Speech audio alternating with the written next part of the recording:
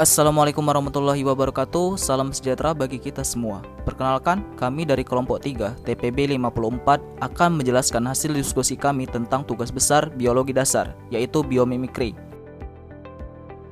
Adapun anggota kelompok kami yaitu saya sendiri Raja Saputra, kemudian ada Alkinol Fareski, kemudian Nimade Rizkyanti Lasti Utami, kemudian Muhammad Rafi Irfan Lubis, kemudian Said Salil Azra, dan yang terakhir yaitu Franciscus Saverius Gilbert Hamarbun.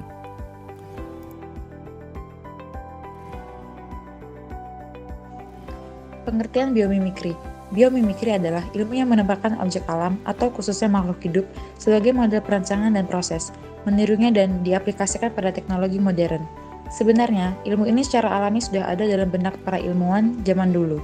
Sebut saja Wright, bersaudara penemu pesawat terbang yang diilhami oleh kemampuan burung untuk terbang. Lebih jauh lagi, manusia yang hidup pada generasi pertama pun tentu dia banyak belajar dari alam sebagai acuan pengembangan diri. Namun, secara formal, istilah biomimikri pertama kali dikemukakan oleh Janine M. Benyus, seorang penulis dan pengamat ilmiah dari Amerika yang kemudian mendirikan Biomimikry Institute.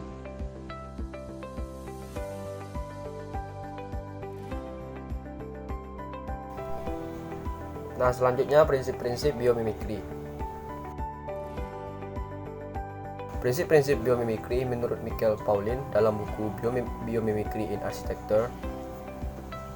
Yang pertama itu ada inspiration from natural forms, inspirasi dari bentuk alam, yaitu melihat alam sebagai ide dasar dalam perancangan baik berupa hewan maupun tumbuhan.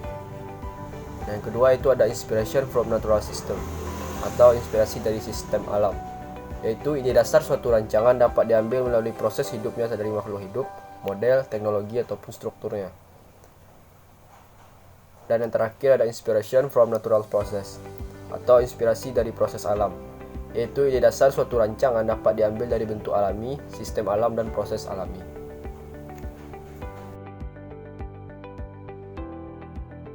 Burung pelatuk dan kotak black box.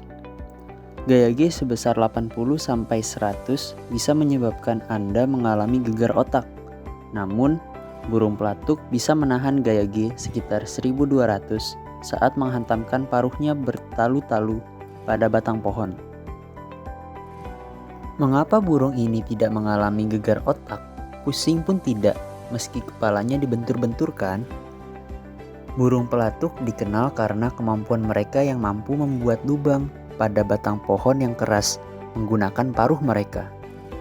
Makhluk luar biasa ini dapat mematuk batang pohon hingga sebanyak 20 patukan per detik, atau setara dengan kecepatan 24 km per jam. Sangat mengesankan.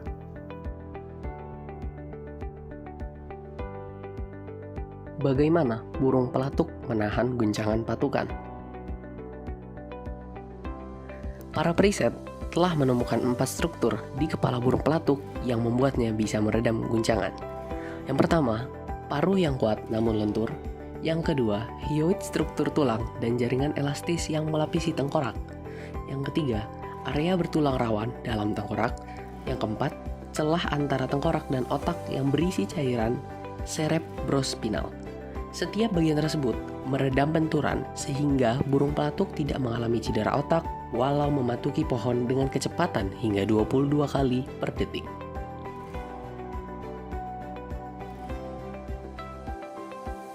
Terinspirasi oleh kepala burung pelatuk. Terinspirasi oleh kepala burung pelatuk, para periset telah mengembangkan wadah pelindung yang mampu menahan gaya gravitasi hingga 60.000. Keberhasilan mereka bisa diterapkan antara lain untuk membuat kotak hitam pesawat yang lebih tahan banting, yang saat ini hanya mampu menahan gaya gravitasi sekitar 1000. Kim Blackburn, pakar rekayasa teknik dari Cranfield University di Inggris, mengatakan bahwa temuan tentang kepala burung pelatuk memberikan contoh yang sangat menarik tentang struktur terpadu yang amat canggih di alam yang berkembang begitu rupa, sehingga bisa mengatasi apa yang awalnya tampak sebagai tantangan yang mustahil terpecahkan.